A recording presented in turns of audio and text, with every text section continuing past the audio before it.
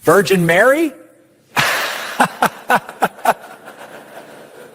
What did a woman humiliated in front of a crowd do that changed the life of one of the most arrogant coaches in the country?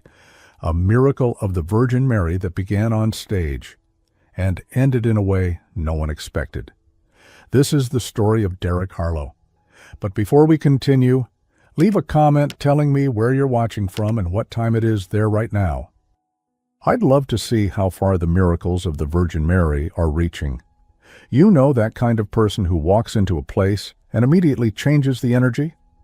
Not because of presence, because of tension. Derek Harlow was exactly that type, 38 years old, motivational coach. Events all over the country, coast to coast. Boston, Chicago, Denver, Miami, Seattle, always packed. 300, 400, sometimes 500 people willing to pay $200 for a ticket just to hear him talk for 2 hours about personal power and controlling your own life. And Derek truly believed in it. He preached it with conviction. You don't need anyone. You are your own savior. The only person you can truly rely on is yourself. People loved it. They gave him standing ovations. They bought the books he published. They hired his private consulting sessions. Derek Harlow had built an empire, a brand, a considerable fortune, all of it based on one simple philosophy: take control or be controlled. But Derek had a problem, a physical problem that no life philosophy, no positive thinking, no willpower could solve: the left leg. 8 years earlier, an accident, ligament injury, a surgery that didn't fully fix it, chronic inflammation that settled in and never went away. Derek limped. Always, every day, every step hurt a little. Some days more, some days less, but it always hurt. He had tried physical therapy for 2 years, acupuncture, chiropractic treatment. Nothing worked for more than a few weeks. The doctors were clear. It's chronic, Mr. Harlow. You're going to have to learn to live with it. And Derek had learned, or at least pretended he had. He turned the pain into part of his narrative. Look at me. Look what I've overcome. I could have let this destroy me, but I chose to win. Audiences loved that part. Inspiring, motivational, real. But the truth?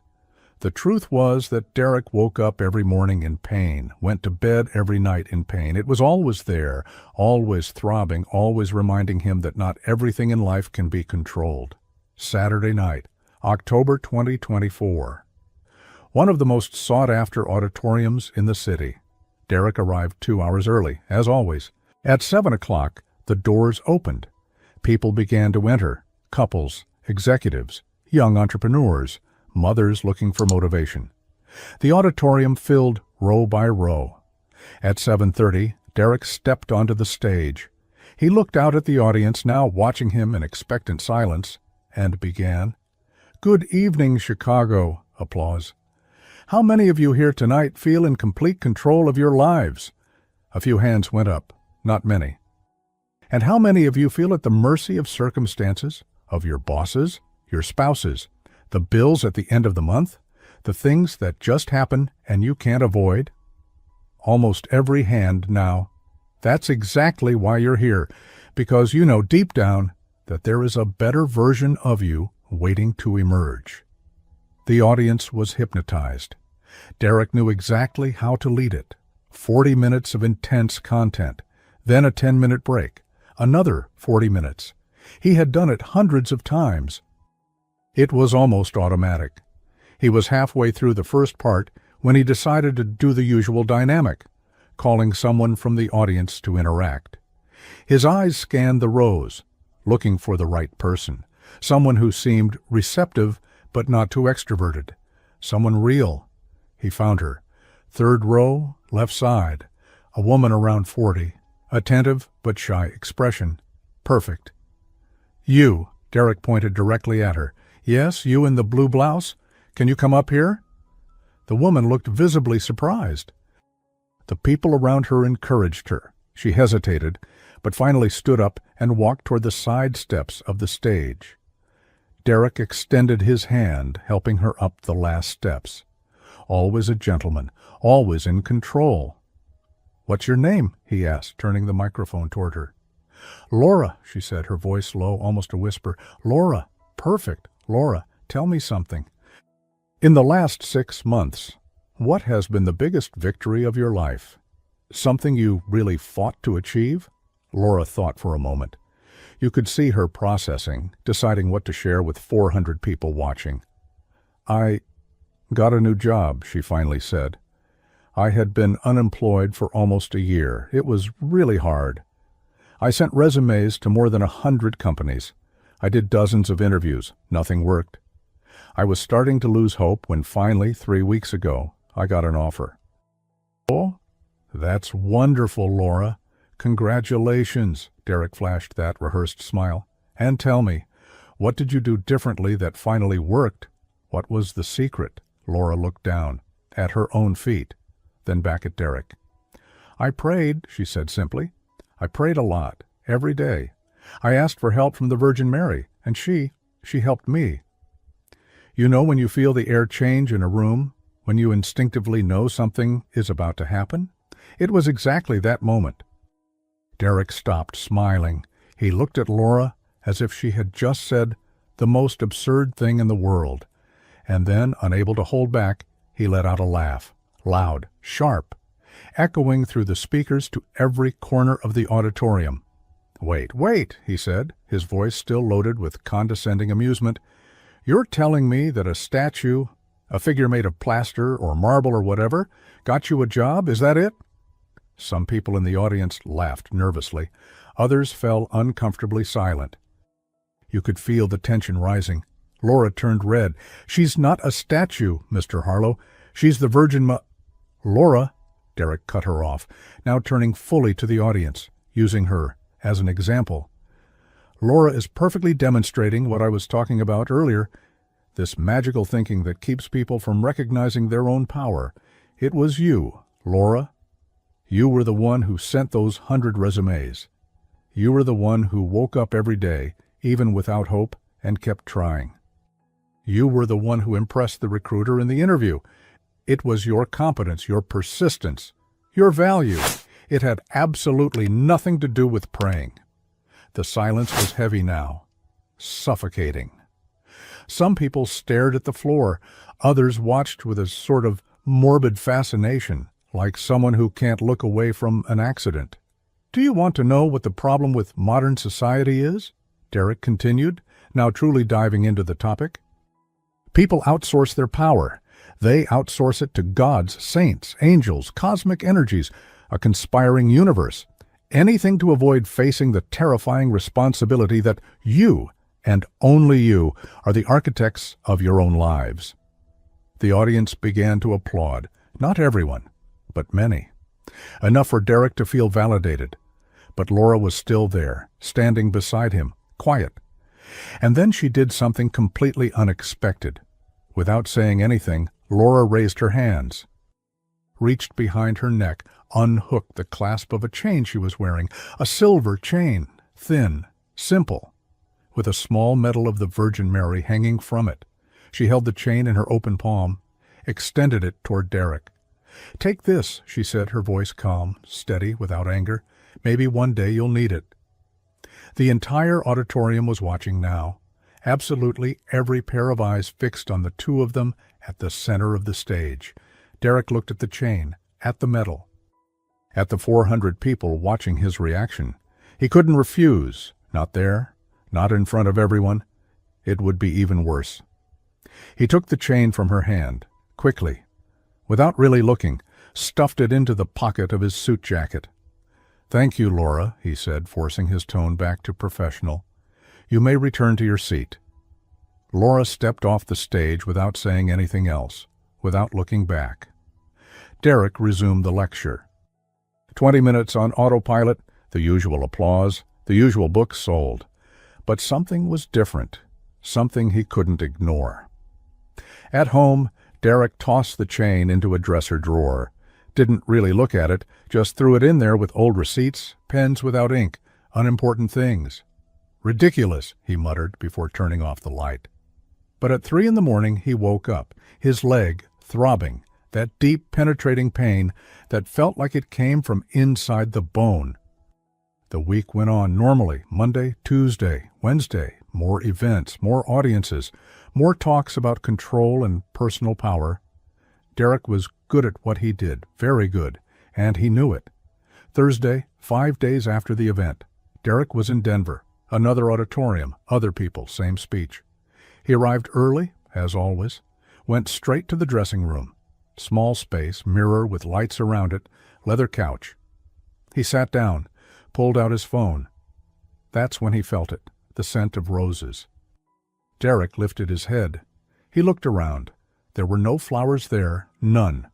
The dressing room was simple, white walls, basic furniture. But the scent was there, strong, sweet, unmistakable. He stood up, checked every corner, nothing. The scent vanished. I'm too tired, he thought. An hour later, Derek was on stage, lights in his eyes, microphone in hand, talking about how people choose to victimize themselves instead of taking action. He was in the middle of a sentence when he saw it. In the corner of the stage, right side, near the black curtain, a figure, female, dressed in blue. Derek stopped speaking, blinked. The figure disappeared. "Mr. Harlow?" his assistant called. "Are you all right?" Derek shook his head, looked again at the corner. Nothing, only the black curtain swaying slightly with the air conditioning. "Sorry," he said, forcing a laugh. But his heart was racing. His hands were sweaty. He finished the talk on autopilot, saying the lines he had said 1,000 times, but without really being present. When he stepped off the stage, his legs were trembling. And it wasn't only because of the chronic pain. Have you ever had that feeling that something is wrong, but you can't explain what it is? Derek spent the entire flight back to Boston like that, restless, staring out the window, trying to make sense of what had happened. Exhaustion, he repeated to himself. It's just exhaustion. He got home past midnight, took off his suit, dropped his luggage on the floor, went straight to bed. But at 2 a.m. he woke up. His leg was on fire, unbearable pain, worse than it had been in months. He stood, limping harder than usual, and went to the bathroom. Opened the cabinet looking for his medication. He was out. "Damn," he muttered. He remembered he had left a blister pack in the dresser drawer. He limped back to the bedroom, opened the drawer, and saw it, the silver chain, the medal, thrown there in the middle of everything. Derek froze. He stared at it for a long moment. Something inside him, he couldn't say what, made him pick up the chain. The second his fingers touched the metal, the scent of roses returned. Strong, unmistakable, filling the entire room. And it wasn't just the scent. There was something else. A sensation of peace, of calm, something he couldn't name, but that made him sit on the edge of the bed and just stay there. Quiet. And the memories began to return. Memories he had pushed to the back of his mind so many years ago. He was 8 years old, maybe 9. The simple living room of the house where he grew up, his mother kneeling with the blue rosary between her fingers. She prayed softly, moving her fingers from bead to bead. Derek was sitting beside her. He didn't really understand what was happening. He only knew that his mother did that every night before going to sleep. And he liked being there. Close to her, feeling that peace that seemed to flow from her. "Why do you pray, Mom?" he had asked once. Margaret had looked at him with those gentle eyes. "Because the Virgin Mary watches over us, Derek. She always has, she always will. Even when everything seems difficult, she's there." 10 years ago, Margaret had passed away. The doctors tried everything. Derek had used all the money he had, every connection he knew, every resource available. Nothing worked. In 6 months, she was leaving.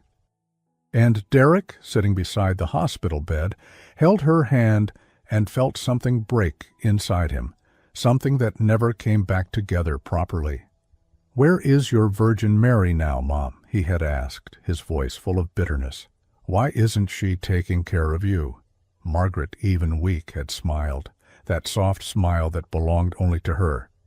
"She's here, son. She always has been." But Derek couldn't see it. He couldn't feel it. He could only feel anger. After the funeral, he made a decision. He would never believe in those things again. He would build everything on his own. He would be strong on his own. He would trust only himself. And that's exactly what he did. Until that dawn. Sitting on the edge of the bed, holding that simple silver medal, Derek began to cry. He didn't really know why. He only knew he needed to.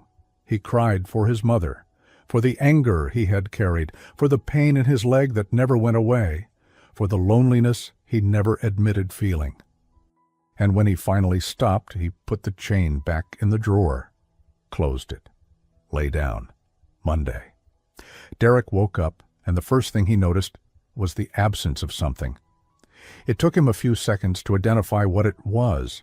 The pain, or rather, the pain was there, but weaker, noticeably weaker.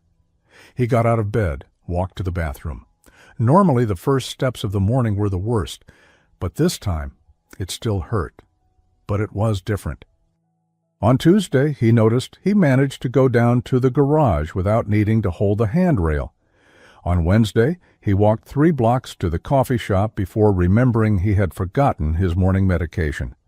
On Thursday, he went up 2 flights of stairs, not because he needed to, there was an elevator, but because he wanted to test it, and he did it, with discomfort. But he did it. What was happening? He tried to find logical explanations. Maybe his body had finally healed on its own. Maybe the years of treatment had finally paid off. But deep down, Derek knew none of those explanations made sense. Following week, appointment scheduled 2 months earlier with Dr. Patterson, the orthopedic doctor who had been treating Derek for 8 years. "So, Derek, how are things?" asked Dr. Patterson, opening the file on his computer. "Different," Derek replied. "Different how?" "Almost no pain." The doctor stopped what he was doing. He looked at Derek as if Derek had just said he had grown a wing. "Derek, you've had chronic inflammation for 8 years. It's not something that just gets better." "I know, but it did." Dr. Patterson examined the leg, asked Derek to walk, to stand on his tiptoes, to squat. Movements that used to be painful. Derek did all of them, no pain. "I'm going to order new tests," the doctor said, clearly confused. This doesn't make sense." The test results came out the following week. Dr. Patterson called personally. "Derek, I don't know how to explain this to you. The tests show everything is normal, perfectly normal." "And is that possible?" "Technically? No, I've never seen anything like it." Derek hung up the phone and sat on the couch for a full hour, just sitting, thinking. Could it be? No, it couldn't be. But what if? 20 days after the event in Chicago. Derek went to bed early that night. He was tired. It had been an intense week. And then he dreamed. It wasn't a normal dream. Do you know the difference? Most dreams are hazy, fragmented. You forget them minutes after waking up. This one wasn't like that. This one was sharp, clear, more real than reality itself. Derek was in some place filled with light, not the harsh kind that hurts your eyes, soft light, calm, the kind that makes you want to stay there forever. He was standing, looking around, trying to understand where he was. That's when he saw her, the figure in blue. The same one he had seen for 2-3 seconds on the stage. Except now she didn't disappear when he blinked. She was there, real, solid, looking at him. Derek wouldn't be able to describe her face later, not because he didn't remember, but because he had no words. It was a face that conveyed love, unconditional love, love that doesn't judge, love that simply exists. She didn't speak. She didn't make dramatic gestures. She only approached him. And with infinite gentleness, impossible to describe, she touched his leg, the left leg, the one that had hurt for 8 years. And in that touch, Derek felt something break, not in the leg, in his chest, in his heart, in the defenses he had built so carefully over 10 years. He fell to his knees, right there in the dream.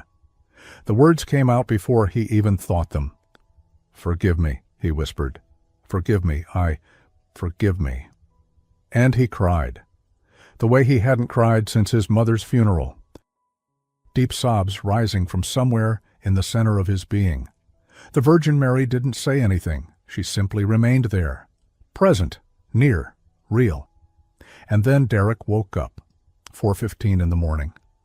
The pillow was wet with tears. His heart was racing, his whole body trembling. But it wasn't fear. It was something else, something he couldn't name. He sat up in bed. He didn't even need the light. He knew exactly where he was. He opened the drawer, took the silver chain, the medal. And for the first time in years, Derek prayed. He no longer knew the words properly, couldn't remember the prayers his mother taught him when he was a child. It didn't matter. He just held the medal and spoke from the heart. "Thank you. I don't know what to say except thank you, and forgive me. Forgive me for everything, for the anger, for the arrogance, for that woman. Forgive me." And then, with his hand still trembling a little, Derek placed the chain around his neck, fastened the clasp. The medal rested in the center of his chest. He lay back down and slept until sunrise. The following weeks were a time of quiet transformation. Derek kept doing the events, kept traveling, kept giving the talks, but something fundamental had changed in him. People noticed. They couldn't say exactly what, but they noticed. His voice was still strong, his words were still powerful, but there was something different in the way he spoke, a softness, a humility. Event in Seattle 3 weeks after the dream. Derek was in the middle of the talk when he said something he had never said before. "I used to say that you need to be your own saviors, that you have the power inside you to achieve anything. And I still believe that. You do have power. You are capable. But I recently learned something that changed my perspective." He touched the medal on his neck, a gesture that had become almost unconscious. Sometimes the greatest strength isn't in controlling everything. It's in recognizing that we don't have all the answers, that we are not alone, that it's okay to ask for help. It's okay to believe in something bigger than ourselves. The silence in the auditorium was different from usual, deeper, more attentive. After that event, something interesting began to happen. People started approaching Derek differently, not just to take photos or ask for autographs, but to talk, truly talk. A man in his 50s. "Mr. Harlow, I just wanted to say thank you for talking about humility. I've been pretending to be strong my whole life, and today I realized that maybe being okay also means admitting when you're not." Derek listened, really listened, and for the first time in a very long time, he didn't try to control the conversation, didn't try to steer it toward some predetermined conclusion. He just listened. 6 months after the event in Chicago. It was a regular Tuesday in March, typical cold, cutting wind. Derek had just left a business lunch downtown. He was walking back to the parking lot where he had left his car. Busy streets, rushing people, the usual noise of the city. Derek was walking normally, without pain, without limping, when suddenly he stopped. He simply stopped there in the middle of the sidewalk. People walked past him, some looking at him with curiosity, others irritated because he was blocking the way. But Derek didn't notice. He was looking down, at his own feet, at his legs, at the simple, impossible, miraculous fact that he was walking, normally, without pain. 8 years. 8 years of constant, daily, inescapable pain. And now, he lifted his face, looked at the gray March sky, brought his hand to the medal on his neck, the medal that had become part of him, that he never took off, not even to sleep, not even to shower. He didn't say anything. He didn't need to. He just smiled. A small smile, genuine, full of gratitude, and he kept walking. For the first time in 8 years, walking without pain. For the first time in 10 years, walking with faith. For the first time, walking in peace. And look, if you made it this far, to the end of Derek's story, do one thing for me. Write in the comments, silver medal, the gift that changed a life. I want to see how many hearts this story truly reaches. And every time I read silver medal in the comments, I'll know that one more person believes that miracles from the Virgin Mary still happen. Send this video right now to someone who needs hope. You can be the silver medal in that person's life today. If this story touched your heart, subscribe to the channel and activate the notification bell. Write in the comments about a miracle you have witnessed or experienced.